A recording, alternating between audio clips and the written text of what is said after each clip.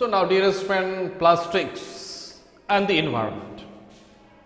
जब प्लास्टिक का इन्वेंशन हुआ था, then definitely it was regarded the plastics are a plastic is the bone for the humankind.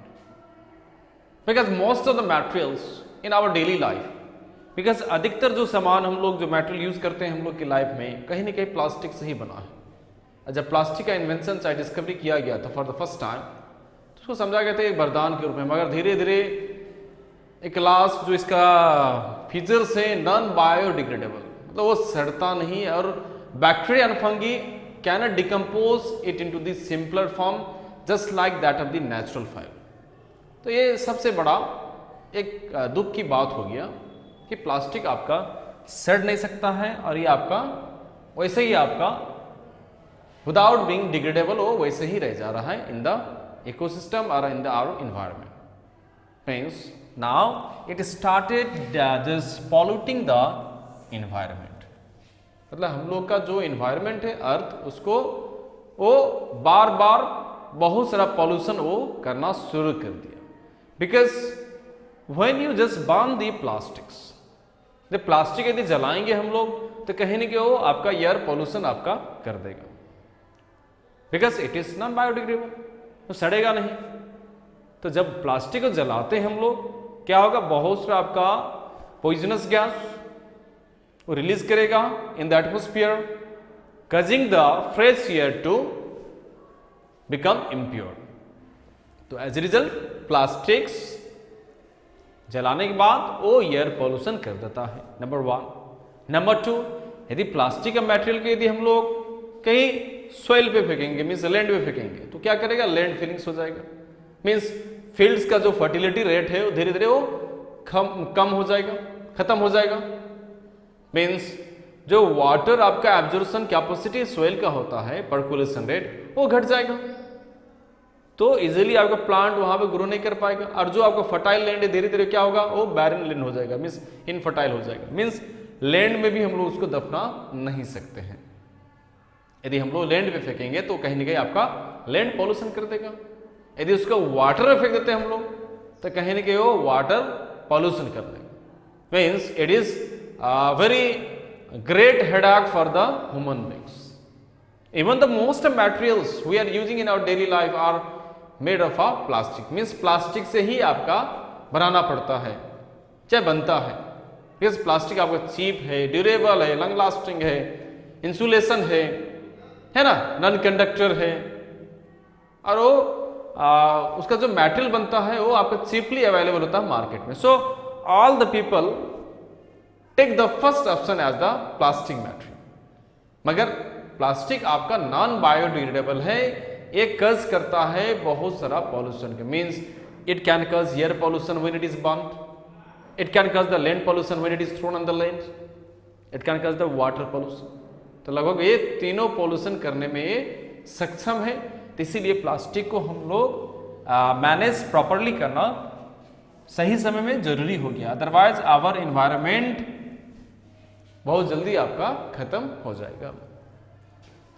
Pollution के हिसाब में आपका बायोडिग्रेडेबल, यदि कोई भी मटेरियल्स बायोडिग्रेडेबल इन नेचर है तो वो कोई टेंशन नहीं। मीन्स वो धीरे धीरे जैसे आपके प्लांट्स, एनिमल्स जो भी है, प्लांट्स का जो पार्ट्स है वो जैसे आपका गिरता है, चाहे आपका डेड हो जाता है, तो इजीली वो बायो जो आपका डिकम्पोजर्स है, बैक्टीरिया एंड फंगी, उस पर अटैक करके उसको सिंपल फॉर्म में कन्वर्ट कर देता है, तो डिग्रेड हो जाता है, मीन्स डिकम्पोज हो जाता है।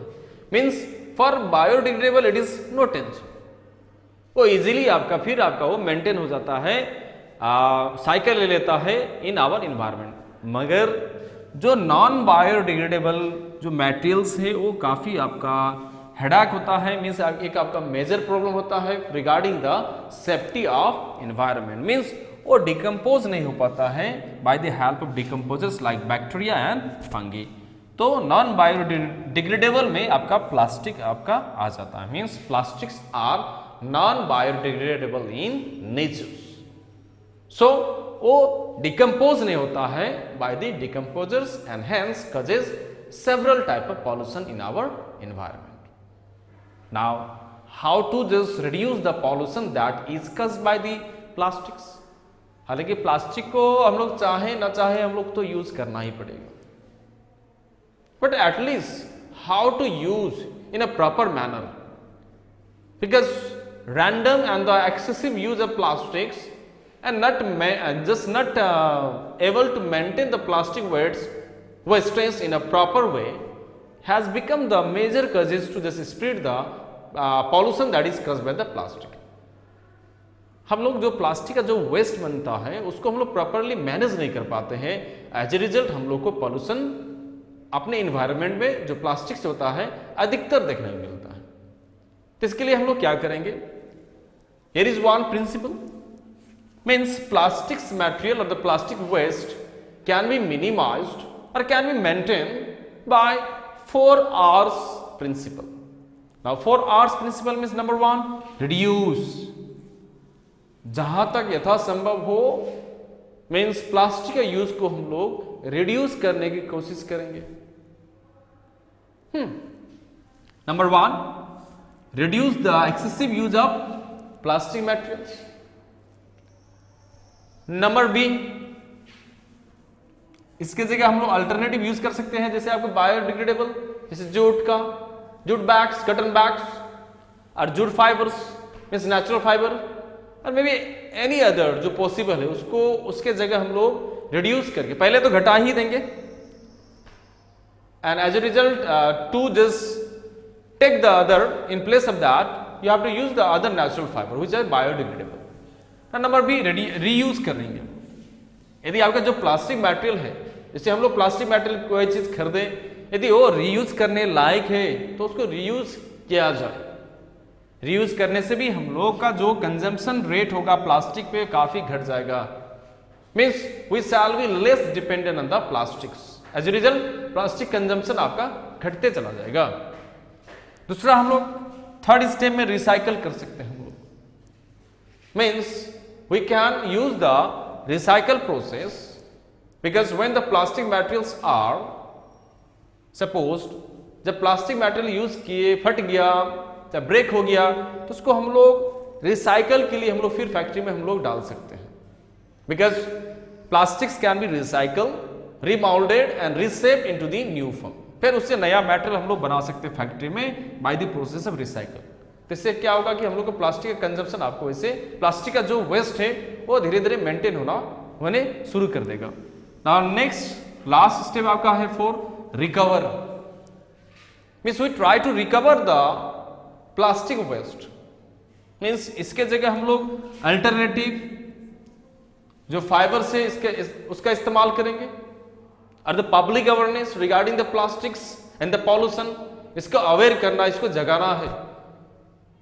जगाने से हम लोग कहीं ना कहीं आपका एनवायरनमेंट को सुरक्षित कर सकते हैं from the plastics uses. So dear student, I think up to this you have been well clear. So your topic ends. If any topic remains or if you find any problem, then definitely after the resuming of the school and the classes we shall discuss their detail. So till then what you have to do, you have to maintain the notes of the chapter 1 from the chemistry section, that is synthetic fibers in the plastics properly, and till then stay at your home and with the safety rules and regulation against the COVID-19. Thank you.